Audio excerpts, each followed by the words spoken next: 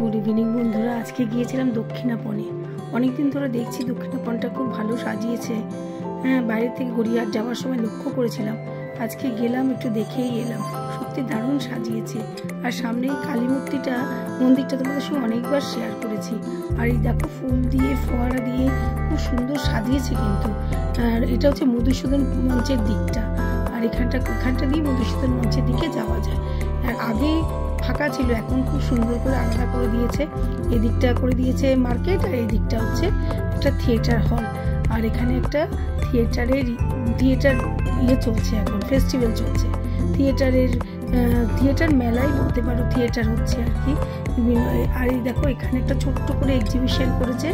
Exhibition ঠিক বলবো না, যে আমাদের নাট্যগুরু শিশির বাবুকে নিয়ে, তারপরে অনেক অনেক মানে যারা থিয়েটার করেন তাদেরকে নিয়ে একটা ছোট্ট মতন একটা স্টল মতন দিয়েছে। মাননীয় মুখ্যমন্ত্রী মমতা ব্যানার্জির উদ্যোগেই সাধারণত এটা হয়েছে। এখানে সঙ্গীত মেলা হয়, সেটা একটু ঘুরে দেখলাম, বেশ ভালোই লাগলো। আর সত্যি মানে জমজম করছে যেন।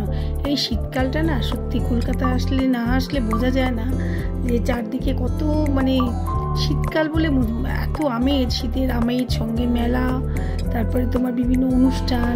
এই যে কিছুদিন আগে ফিল্ম ফেস্টিভ্যাল হলো, এখন নাট্য মেলা চলছে, এটা নাট্য মেলাই বলা যায় আর কি। আর সেই আর বেশ এটা অনেক জায়গাতেই হচ্ছে, রবীন্দ্র সদনের দিকেও হচ্ছে, এখানে মধুসূদন মঞ্চে হচ্ছে। যাই হোক, আমার তো দেখে বেশ ভালো লাগলো। আর অনেকটা সময় মোটামুটি নিজের কেটে গেল, আর তোমাদের সঙ্গে শেয়ার করলাম। আমার ভালো লাগলো বলেই তোমাদের সাথে শেয়ার করলাম। তোমরা যদি কেউ নিয়ে দেখতে পারো, খুবই ভালো। অনেক নাটক হচ্ছে, অনেক ভালো ভালো এটা পুরো নাট্যমেলায় তো অনেক ভালো ভালো নাটক দেখতে পাবে। আর খুব সুন্দর সাজিয়েছে মধুসূদন মঞ্চটা। এই মানে অনেক স্মৃতি মনে পড়ে যাচ্ছে। ছেলেকে পড়তে দিয়ে আমরা এই মধুসূদন মঞ্চে সিঁড়িতে বসে কত গল্প করেছি, কত মানে ছেলের নোটস লিখেছি, কত কিছু করেছি বসে, কত হাসাহাসি গল্প হয়েছে, আড্ডা হই হই এই সমস্ত হয়েছে। সেগুলো একটু মনে পড়ে গেল।